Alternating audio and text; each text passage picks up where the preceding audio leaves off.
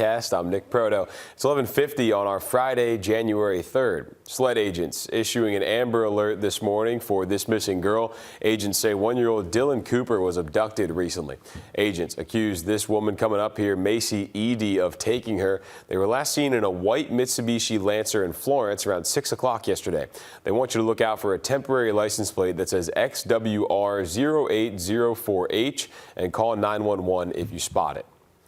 This morning, we're learning one person is dead after a crash in Orangeburg County last night. South Carolina Highway Patrol says the driver of a Honda Accord was driving on TV Road when they ran off the road, hit a fence and a utility pole before flipping over. Authorities say one person was sent to the hospital. The other was pronounced dead on the scene. We've reached out to learn the names of those victims. We're learning the suspect in the New Orleans attack had connections to the CSRA. The attacker, Shamsuddin Jabbar, was married in McDuffie County in 2013 and lived in Thompson. The couple then divorced in 2016.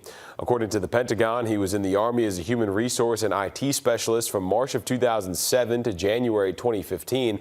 While the Army has not yet confirmed if he served at Fort Eisenhower, known as Fort Gordon at the time, the service period matches the time he lived in Thompson.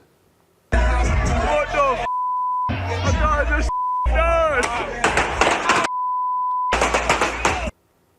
And that was chaos erupting as the suspect fired shots and drove a truck down Bourbon Street in New Orleans, killing 14 bystanders on New Year's Day. That was exclusive video from an Evans man who says he's lucky to be alive after running for his life on Bourbon Street. As football fans return home from the Sugar Bowl, reactions are still pouring in from New Year's Day. Georgia fans packing the house at World of Beer last night as Notre Dame took home the win. Spirits were high, but the attack weighing heavy on people's minds.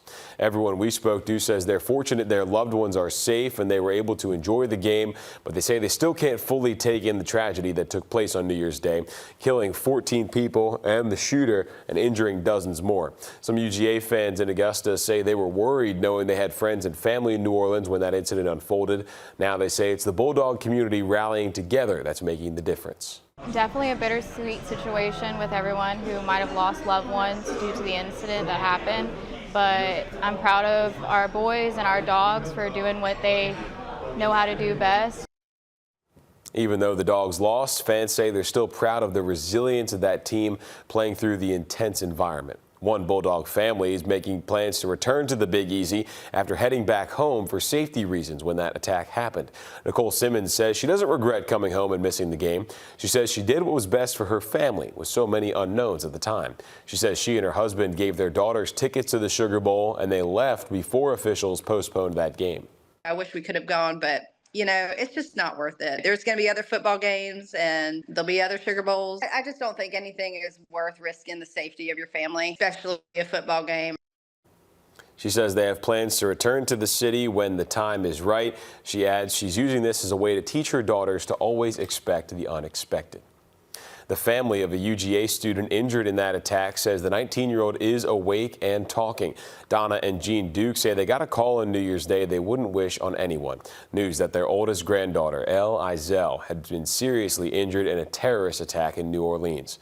Donna says her granddaughter was ringing in the new year on Bourbon Street when that suspect plowed through the crowd, running over multiple people in a pickup truck and opening fire. Her grandmother says she has a long road to recovery. A lot of facial lacerations. She has a broken nose, broken ribs, just a lot of liver. Yeah, a punctured liver, just a lot of scrapes on her body.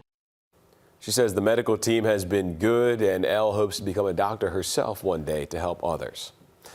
Today, students and families will get a first-hand look inside the newly built Bel Air Middle School at an open house. The opening of the school was delayed because of damage caused by Hurricane Helene. Students have been learning at Langford Middle School for the first half of the year. That open house is from 4 to 6. A monumental moment for Augusta-Richmond County. Richmond County Sheriff Eugene Brantley swearing in roughly 100 new deputies yesterday. Now the community is fully equipped with law enforcement ready to protect and serve. Sheriff Brantley says change is the first step and says he's already ahead of the game. He says pay raises are a part of that change. With me going to the commissioners and asking for $5.3 million to give you all raises to make sure you're not underpaid, they want to give you the money. They want to see their money at work. When you are out there, you're giving them what they're paying for. Starting salaries for deputies will increase from $50,000 to more than $56,000 annually, while starting pay for jailers will go from $41,000 to more than $51,000. Brantley also addressed the deadly attack in New Orleans. He says his focus is on the Masters in April and working with Augusta National Golf Club to make sure people are safe. A 22-year-old is dead after a crash near Fort Eisenhower. The Richmond County coroner says David Hawk was trying to cross Gordon Highway when his car was hit by another yesterday morning. Officials say it happened here at Gordon Highway at Jimmy Dias Parkway. Hawk lived on Fort Eisenhower and he was pronounced dead at the hospital.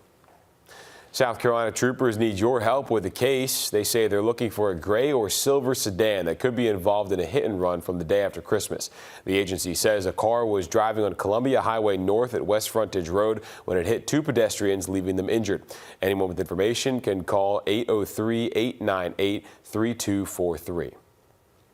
The investigation continues into a deadly Augusta house fire. The Richmond County coroner says 78-year-old Ernest Lamb died in that fire. That happened on Winesap Way, New Year's Eve. First responders, Georgia Power and the Red Cross all responded, but investigators say Lamb was dead at the scene. Still no word on what caused that fire. That's it for the news side of things this morning. Let's send it over now to First Alert meteorologist Emily Acton on a freezing start to our morning. Yeah, it is a cold start. If you haven't headed out the door yet, you're going to need to bundle up. 29 current temperature right now here in Augusta, and it feels like it as well. So a very cold start to your Friday morning. Cloud cover building in just a little bit, but overall calm conditions expected throughout the day today. We'll warm up into those upper 50s for us, so pretty close to average for this time of year. Plenty of sunshine again throughout your Friday, and that'll continue into our weekend as well. But today we do have to keep an eye out for some strong wind gusts, anywhere from 25 to 30 miles per hour at times. So strong wind gusts are expected throughout your Friday. So just be aware of that as you're driving.